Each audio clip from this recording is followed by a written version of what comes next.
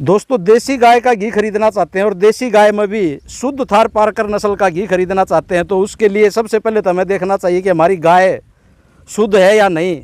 और दूसरी बात है हम गाय को क्या खिलाते हैं। तो आज की वीडियो में जो मैं आपको दिखाऊंगा ये गायें खुले में चरती हैं जैसा कि आप मेरे पीछे देख रहे होंगे।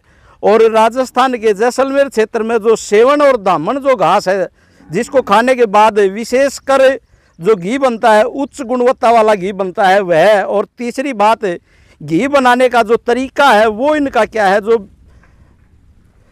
प्राकृतिक बिलोना पद्धति से घी बनाया जाता है जिसको चूल्हे पर गर्म करके। तो इस वीडियो में मैं जो इस गौशाला के संचालक हैं उनसे पूरी डिटेल में आपको जानकारी दिलाऊंगा कि ये घी किस प्रकार बनाते हैं। तो चलिए दोस्तों वीडियो शुरू करते हैं। आप देख रहे हैं फार्मिंग गुरुजी यूट्यूब चैनल और मैं हूं आपका दोस्त सुरजीत सिंह।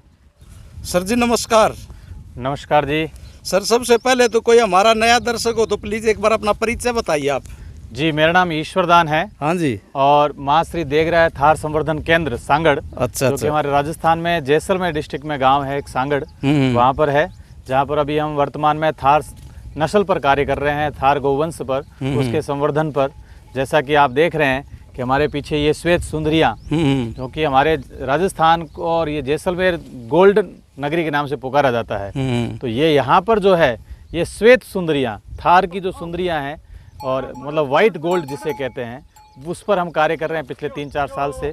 और मेरे पिताजी लगभग इस पर 20 साल से कार्य कर रहे हैं। जो पुरानी जो ब्लड ओल्ड ब्लड लाइन जो है उसका हम संवर्धन कर रहे हैं। और हमारा प्रयास ये है कि जो हम लोग पहले कहानियों में सुना करते थे कि हमारे अभी ऐसी गायें हुआ करती थी जो एक एक टाइम में 12-12, 15-15 लीटर दूध दिया करती थी, तो उसी को यथार्थ कर रहे हैं, चरितार्थ कर रहे हैं। और आज हमारे पास पूरे दिन का 16 लीटर से लेकर के 26 लीटर तक, 27 लीटर तक की गाय हमारे पास अवेलेबल है। आपके पास है अभी? बिल्कुल है। और जो लोग ये कहते हैं कि साहब देसी गौवंश में दूध नहीं है, उनके लिए साहब ये जवाब है। ये जवाब है, ठीक है। और तो विशेषता साहब जी, तो कहने का मतलब ये हुआ कि आपकी जो गाय हैं, जो गौ माता हैं, ये शुद्ध थार पारकर नस्ल की जी है। बिल्कुल।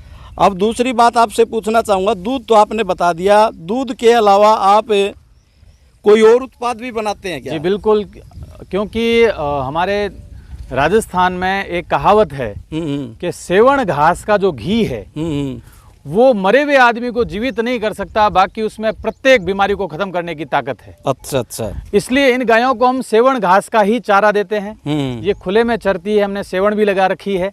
और उस सेवण घास से जब ये दूध निकलता है और उस दूध से जो घी बनता है, क्योंकि थार गौवंश में पहले से ही रोग प्रतिरोधक क्षमता बहुत ज्यादा होती है थार गाय के दूध में। अच्छा, ये तो ही सेवण और दामन घास खिलाते हो आप इनको, चारे की बात होगी जी।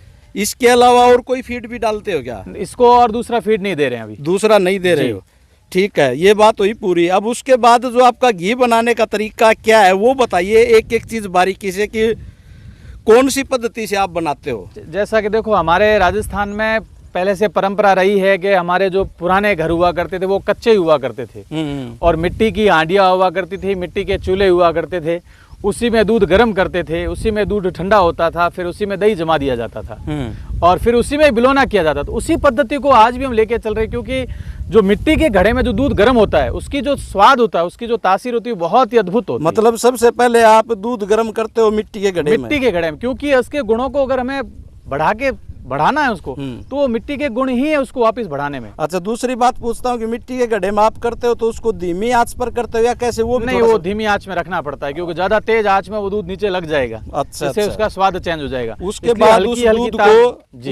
उस दूध का क्या करते हो? उस दूध को जो दही वाला जो बर्तन है पहले उसी में ठंडा होने देते हैं, उसी बर्तन में, ठीक है। उसके बाद उसको दही वाले बर्तन में डाल देते हैं और उसी में उसको जमा देते हैं। दही वाला बर्तन जो है वो भी काली मिट्टी का ही बना हुआ है, काली मिट्टी का, ठीक है। और उसके बाद फिर सुबह के समय उसी बर्तन में वापस बिलोना, जो हमारे जो बेर की झाड़ी और आग की झाड़ी, इन दोनों की झाड़ों के हमारे यहाँ बनता है झेरना, लकड़ी का, ठीक। और झेरना से फिर वो जो पुराने हमारी महिलाएं जो झेरना पद्धति से, वैदिक बिलोना जिसको पद्धति कहते हैं आज के समय में, वही बिलोना पद्धति से फिर उस घी बनाया जाता है।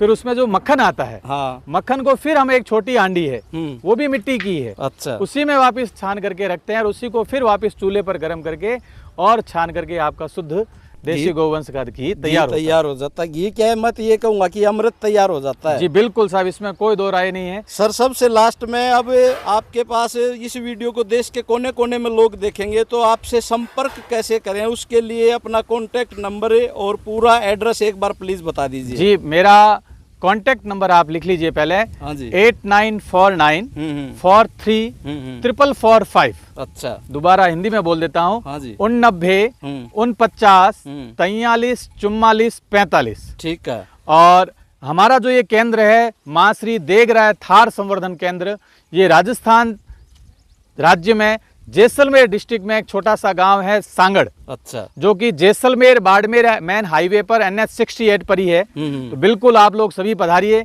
हमारा आपके यहाँ स्वागत है और बिल्कुल हम लोग आपका तहे दिल से हार्दिक स्वागत करते हैं। जरूर आइए, श्वेत सुंदरियों का दर्शन कीजिए और इनका लाभ लीजिए। तो दोस्तों इस प्रकार यदि आप शुद्ध थार पारकर नस्ल का और सेवण और दामन खाने वाली इस गोवंश का घी लेना चाहते हैं तो सर ने जो एड्रेस और कॉन्टैक्ट नंबर बताया उस पर आप संपर्क कर सकते हैं।